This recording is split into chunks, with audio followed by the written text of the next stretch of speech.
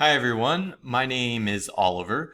I wanted to make this video for you today because I want to talk to you a little bit about business English. More or less, I want to give you an introduction to maybe how to converse when you're talking to somebody in a business setting.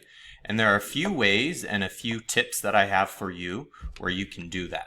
So I'm going to go ahead and start off by just saying that if you are looking to get a job that is business related, and you need to improve your English skills, here are some ways that I think can help you in order to sound more authentic and more natural in a business setting.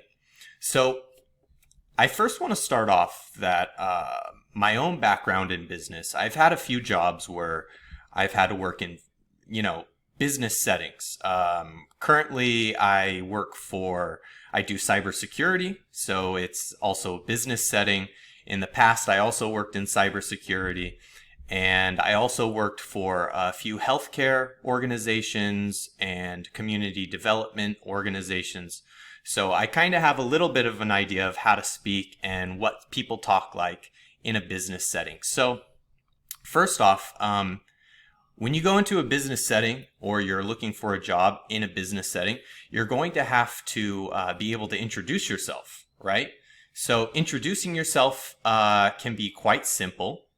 You basically already know how to do that if you have a beginner's level of English. You just kind of say your name, talk a little bit about maybe your position in the job market. Maybe you're looking for a job and this is for an interview. Well, in that case, what you want to talk about is the position that you're applying for. And then you can talk a little bit about what you do, or what you like to do, your hobbies. Hi, my name is Oliver. I like to travel, and in my free time, I like to play tennis, for example. I think that's one of the best ways to get off on a good foot when you're in a business setting, and maybe you're talking to somebody who might be employing you for a future job. And these are just good examples of what to say when you're in that sort of setting and you're introducing yourself to somebody. On from there, you're going to want to make small talk. So here's another tip for you. After you're done introducing yourself and saying a few things about yourself, you want to start making small talk. So you want to make small talk with the employer, or you want to make small talk with your colleagues. Here are some things that you can say.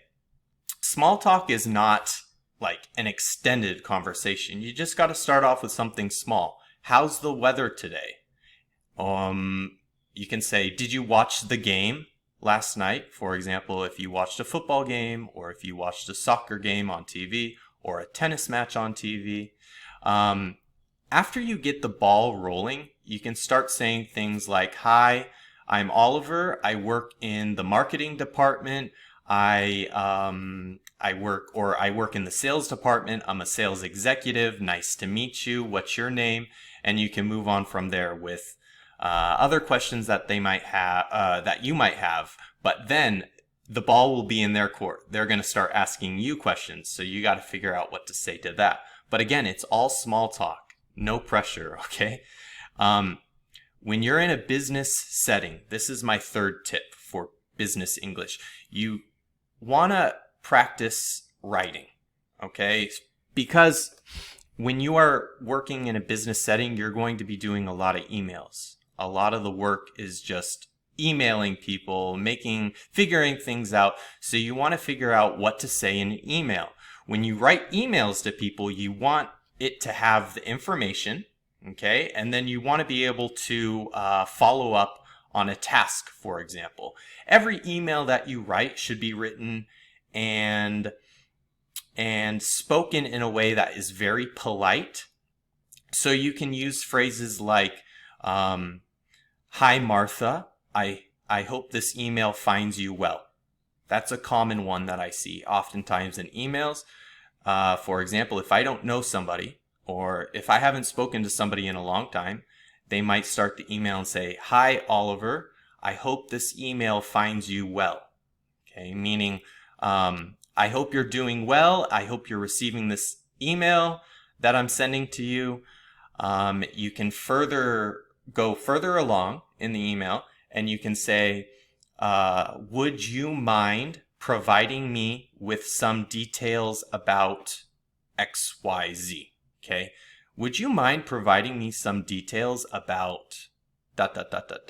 And this way, you show that you have an appreciation for them, you show your respect for them, and you get the message across. And you don't have to write anything that is like a paragraph long or 2 paragraphs long. It's just short, straight, and simple. The fourth tip that I have for you when you are in a business setting and you want to speak more in like business English is being able to politely decline a business invitation, or maybe it's a business request that requires a sort of gentle approach when you're telling them. So you don't want to just say, no, I can't do that. No, I won't be here. No, I have other plans. You want to kind of go around the bush and say something a lot more respectful. For example, you could say if somebody's writing me an email and they can't make a meeting, they could say, thank you, Oliver, for the invitation, but I'm afraid I won't be able to attend due to prior commitments. Okay, that's a good one. Sorry, Oliver, I just got your email. I hope this finds you well. Look, I'm afraid I won't be able to attend the meeting tomorrow. I have already made prior commitments. That's one really nice way of just going about it. I could say, okay, he already has something planned. Maybe what we can do is we can record the meeting for him and then we can move on. Now, one of the other tips that I have, which is the 5th one, is when you are in a business setting at your job or wherever, you want to participate in the meetings and you want to be able in each meeting to express your opinion, because it's important to contribute to the discussions that are taking place in these meetings. So you can use phrases in English such as, in my opinion, ... So in my opinion, I think the budget is way too high. Our sales are not what they should be. I think if we decrease this by X amount, it will be much better. So in my opinion is a good way of starting a sentence in which you are going to express your own opinion and your own thoughts in the rest of that sentence. If somebody is talking in this meeting, for example, and you want to add something to the discussion or you want to add your own point, you can say, excuse me, I'd like to add, can I add something to that? It's also another way you can go about adding your opinion to a discussion that's already taken place. Another phrase that you can use would be, from my perspective, ... From my perspective, I think the budget is too high. Or in my perspective, I think the budget is too low. And you can go from there. These are just simple, short phrases that will allow you to share your thoughts in a business environment. Now, the 6th thing that I want to talk to you about is how to handle misunderstandings or miscommunications in a professional context, because that is something that can be really, really tricky. But the key is just to stay calm and to be clear. You want to clarify what you're saying by saying things like, for example, I'm sorry if there was a misunderstanding. Let's go over it again to make sure that we are on the same page. Okay? My apologies for the misunderstanding. I may have not spoken clearly enough, but I'd like to make sure that we are on the same page. There's a lot of different ways that you can go about saying something like this, but you just want to make sure that you're handling that misunderstanding and that miscommunication with a lot of respect in the business environment. So, hey, I'm so sorry for the misunderstanding, or hey, I texted you at the wrong number, my fault, but can we please go over this again to make sure that we're both on the same page? My 7th tip for speaking English in a business environment is just being the ability to give clear and concise business presentations, okay? Because when you are in a business setting, oftentimes they're going to ask you, hey, can you go over these results, analyze them, and then create a PowerPoint about it? So you're going to want to give clear and concise points in that presentation. Okay, and you want to be able to make sure it's organized and it's very straightforward. So one thing I would say is keep your key points simple. Okay, keep it very, very simple. Just put a sentence, a bullet, a sentence, another bullet, a sentence, and explain each one, but explain it in your own words. You can say what your thoughts are. You just have to keep the points simple, because if they're not simple, if they're really confusing, or if there's too much there to read, people are just going to skim through it and it's not really going to stick in their head. Another thing that I would recommend is using visual aids in your PowerPoint presentations whenever possible. And try and avoid using unnecessary jargon in the business context, because a lot of people, even though they're in a certain field or they've been working at this company for a year or two, if you're using business jargon that is just really complicated, people are not going to be able to understand you. The next point that I want to say is number 8. And I'm going to talk to you a little bit about negotiating, because negotiating in the business environment is also really important. You have to be able to be polite, okay? Because whenever you are called into a business situation and it involves negotiation, the key thing that I want you to take away from it is politeness. You want to be respectful and you want to be understanding of the person that you're talking to. So in those contexts, you can use phrases such as, "Look, I see where you're coming from, but I'd like to propose an alternative." Okay? By saying, "I see where you're coming from," you're letting them know that you understand their perspective, you understand what opinion they hold about, X, Y, and Z, whatever topic. And then you're also proposing to add your own opinion to that, or your own idea. So, again, that's a good phrase. Again, I'll say it. "I see where you're coming from, but I'd like to propose an alternative." I see where you're coming from, but I'd like to propose an alternative solution. Or you can say something like, "Well, is there any room for flexibility on this matter? Is there any room for flexibility on this matter?" Because a phrase like that will allow them to think in their head, okay, maybe there is some room for us to make a new decision or create new ideas, or, just take what they can all get in order to create the best solution for the company. And then point number 9 that I'd like to say is, when you are in a business environment, or you're in a company, or you're in a certain field, you're going to have to use, there's just going to be a lot of acronyms and there's going to be a lot of abbreviations. And a lot of people in the business environment will use and employ terms that are abbreviations and acronyms. And if you're new to that field, you're not going to know exactly what they're going to be talking about. So I would definitely say that abbreviations and acronyms are something that you should study on your own. Just over time, you'll get more and more used to hearing them and saying them, and then you can employ them in the business context. Some easy ones, for example, are FYI.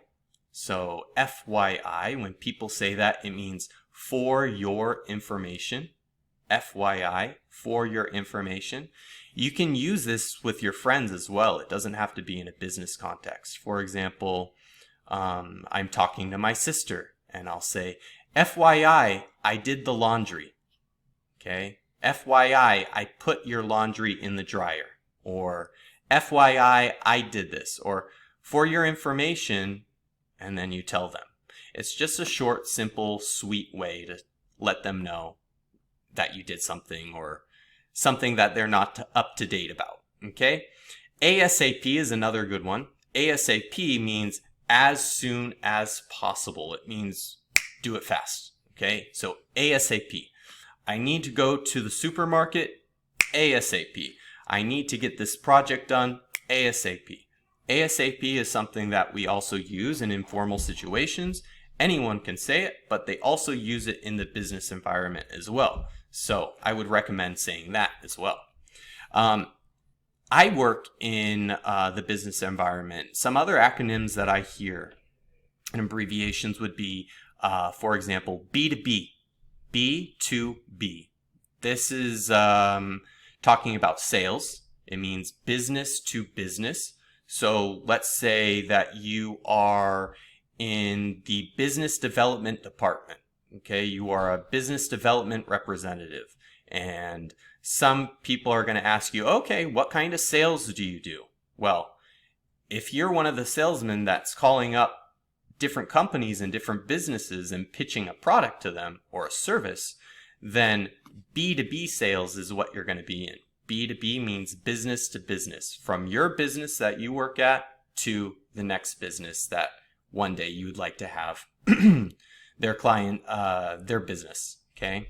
One day they will be a client is the dream, actually. So B2B sales is that. So there's a whole bunch of acronyms that I recommend you study for, and maybe what you can do is go into Google, search what field you're looking to get a job in, and study those acronyms. The last tip that I have for you today is when you are in a business environment and you're, for example, you're looking to offer help or you're asking for help, you have to be able to express yourself courteously. Okay, courteously means politely. So you can say, if you need any help, feel free to ask. Okay, so you're talking to somebody, it looks like they're having a hard time on a project or something that they're doing, a task at work. Hey, Oliver, if you need any assistance, feel free to ask. I know how to do those things pretty fast, and I can show you a few shortcuts. That's one way of saying it. Or you can say something like, let's say that I need help with something. Hey, John, could you help me with this? Okay. Could you help me with this? Could you help me with this task, please? Okay. Obviously, by putting the word could in the front, it kind of gives much more politeness to the meaning, to the overall meaning, than using the word can. So, could you please help me with this versus can you help me with this? Could is a little bit more polite. So, that's it, guys. I just recommend studying up different words and phrases that you can use in the business environment. That way it will sound like you know what you're talking about, you're up to date on everything, and you yourself will feel much more comfortable in that environment if you know the certain key phrases to say and the words, the acronyms. So anyways, I hope this helps. These are just 10 little tips that I have if you're planning on working in a business environment, and I hope this helps you along your English learning journey. So I'll see you next time, and take care. Bye.